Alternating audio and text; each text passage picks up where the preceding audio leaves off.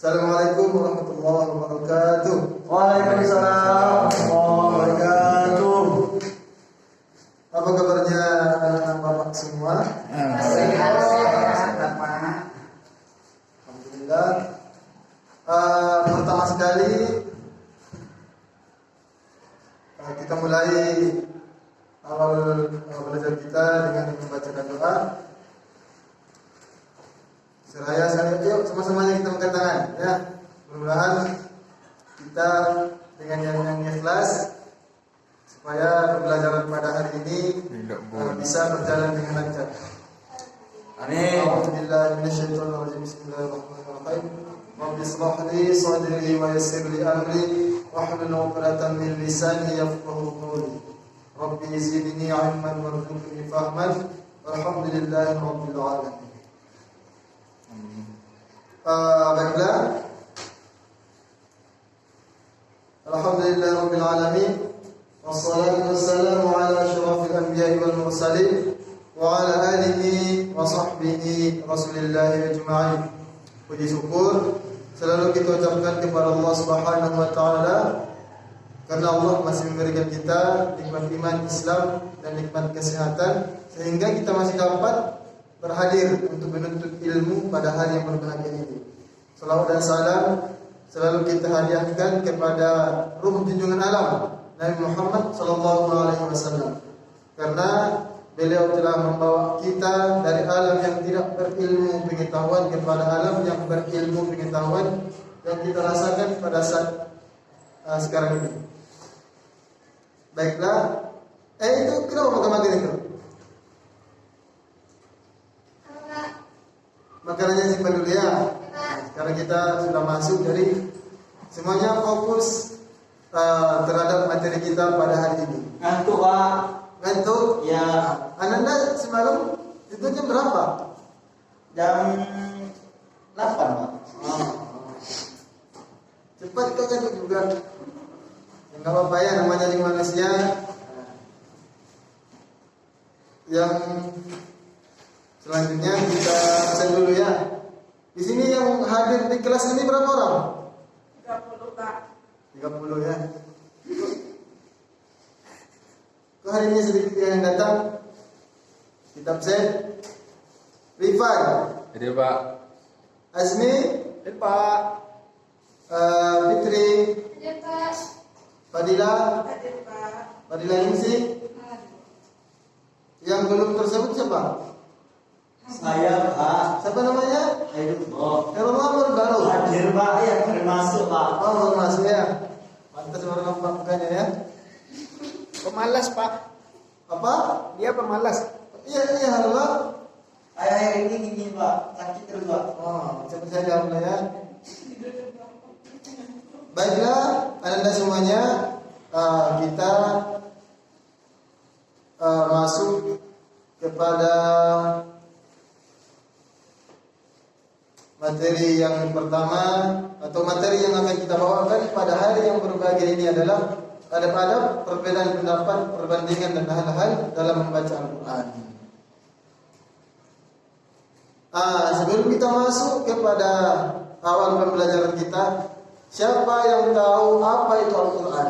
Coba angkat kakinya, angkat tangannya. Apa Anda? Mantap, betul ya. Jadi Al-Quran itu adalah bisa kita lihat Anda semuanya, coba perhatikan di papan tulis kita.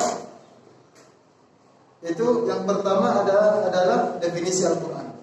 Jadi Anda semuanya, Al-Quran adalah kitab suci dan bagian penting dalam hidup umat Islam. Bagi kaum muslimin, Al-Quran adalah hukum dan perintah, pedoman untuk berperilaku dan moral, serta berisi filosofi agama. Dan juga Al-Quran ini adalah sebuah wahyu yang diturunkan kepada Nabi Muhammad SAW dan juga melalui perantara malaikat Jibril. Jadi Al-Quran itu langsung datang dari Allah, disampaikan kepada Nabi Muhammad dengan melalui perantara malaikat Jibril. Jadi Nah, itulah tadi secara singkat definisi dari Al-Qur'annya dan semuanya.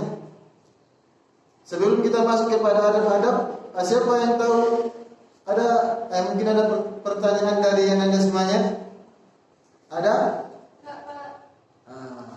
Jadi kita masuk kepada materi selanjutnya yaitu B, adab-adab ketika membaca Al-Qur'an.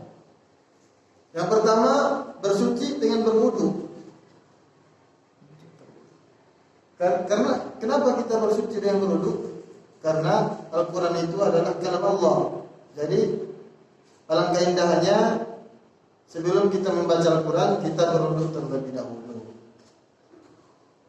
Yang kedua, membaca ta'awuz atau a'udzubillah. Supaya apa tujuannya? Supaya kita terhindar dari godaan setan, ya. Yang ketiga, membaca bismillah. Karena dengan membaca bismillah, karena bismillah tersebut awal dengan menyebut nama Allah, gitu kan. Yang keempat, memperpindah suara. Jadi anda semuanya, kalaupun suara kita jelek macam kalian kita pijak,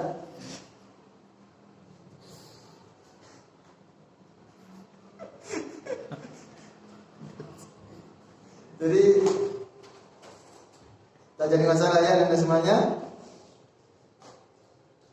Yang kelima, tartil dan tidak tergesa-gesa, artinya jangan terburu-buru, tetap kita memperhatikan tajwid, tidaknya dan lain sebagainya. Dan kita membaca dengan suara sedang.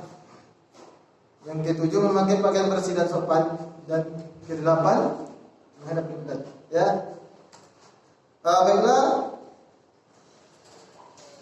Baik, pada poin bagian C, perbandingan antara pembacaan dari mushaf dan pembaca hafalan. Ya. Jadi perbandingan antara membaca dari mushaf dan hafalan ini itu tidak jadi masalah, gitu kan. Artinya kalau seandainya pun kita baca dari mushaf, kita baca dari handphone, atau kita baca di dalam kalau ada tertulis di sebuah dinding ayat-ayat Al-Quran, kita baca itu pahalanya sama. Cuman kita lebih ikhlas membacanya di mana, gitu kan. Jadi membaca mushaf di HP itu tidak ada, contohnya di mushaf lebih banyak pahalanya, enggak. Itu tergantung kepada kita sendiri ya, dan semuanya tidak jadi masalah. Selanjutnya,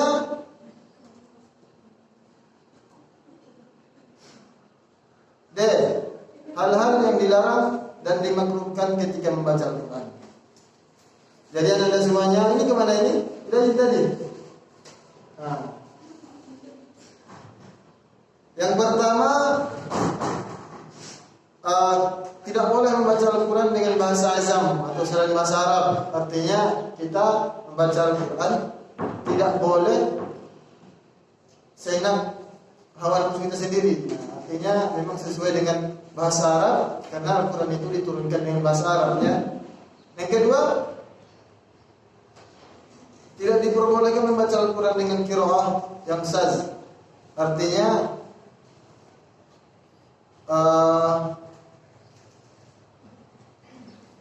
membaca Al-Quran itu membolehkan pada selain sholat. Jadi bisa kita lihat di pada poin nomor 2 itu ada riwayatnya. Jadi kalaupun kita membaca pada selain kita sholat, boleh ya, dan semuanya. Yang ketiga, dimakruhkan untuk menjadikan Al-Quran itu sumber rizki. Artinya kita tidak boleh mencari rizki atau mencari nafkah, mencari kehidupan dengan Al-Quran. Artinya kita jadikan, biarlah saya membaca Al-Quran agar dapat uang, gitu kan. Artinya itu salah. Dan anda semuanya, yang selanjutnya bisa kita lihat di papan tulis kita ya anda semuanya, bahwasanya inilah hal-hal yang dilarang dan dimakruhkan dalam membaca Al-Quran.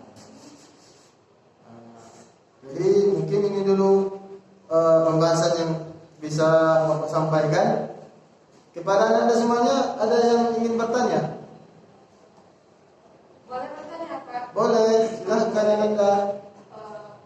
Tadi kan ada membaca Al-Quran. Ya. Nah, di sana misalkan kita merajaah, tapi kayak perempuan dia merajaah sambil nyapu misalkan. Ya. Tapi dia kalau tutup aurat, gimana tuh adabnya? Kalau kita lihat, jadi topiknya tadi yang anda sampaikan, kita lagi nyapu ini kan. Padahal kita sedang nyapu itu tidak menutup aurat, artinya ada sebagian aurat yang tidak tertutup kan. Jadi kita pas menyapu sambil melafalkan Al-Quran. Kalau kita bayangkan Anda, hal tersebut pasti terkena adab. Karena kenapa?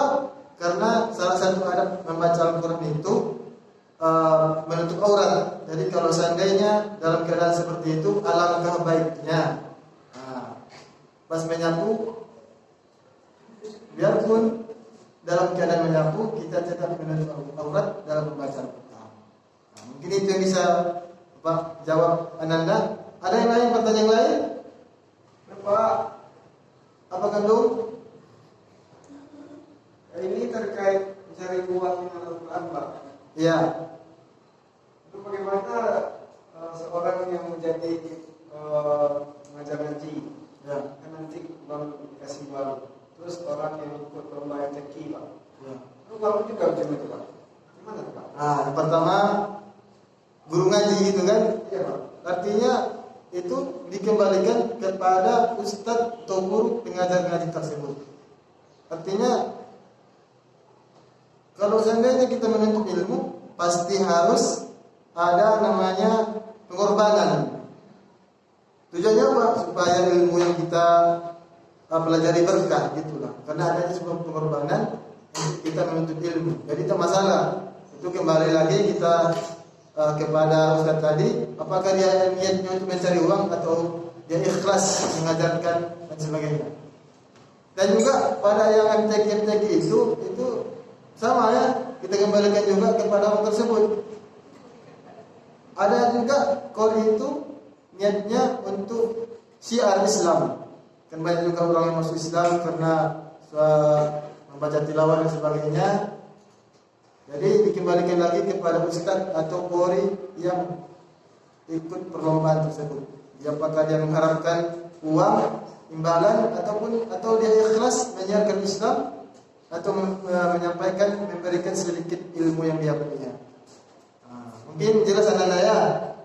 Iya, Pak. Boleh lagi, Pak, sedikit. Sudah ditutup, Anda tidak boleh lagi. Kita Oh iya, ada putar lagi ya, Pak. Iya. Jadi mungkin ini pembelajaran kita pada hari ini yang ada semuanya. Mudah-mudahan apa yang kita pelajari pada hari ini bisa bermanfaat, terkhusus kepada kita semuanya. Jadi pesan Bapak, kata Nabi, balighu anni walau ayat, sampaikanlah walau satu ayat. Yang kedua, unzur ma qala wala tanzur man qala. Kata Nabi, lihatlah siapa yang menyampaikan, lihatlah apa yang disampaikannya, bukan siapa yang menyampaikannya. Artinya, biarpun dia seorang penjahat, biarpun dia seorang pencuri, tetapi sesuatu yang disampaikannya itu baik menurut kita, bisa kita jadikan amal ibadah, maka dengarkan perkataannya. Tapi jangan lihat orangnya, lihat apa yang disampaikan. Jadi ini dulu pertemuan kita pada hari ini. Banyak maaf, Bapak mohon maaf kepada Anda semuanya. Kita tutup dengan doa kafaratul majlis. Subhanallah wa bihamdika asyhadu an la ilaha illa anta astaghfiruka wa atubu ilaik. Assalamualaikum warahmatullahi wabarakatuh. Waalaikumsalam warahmatullahi wabarakatuh.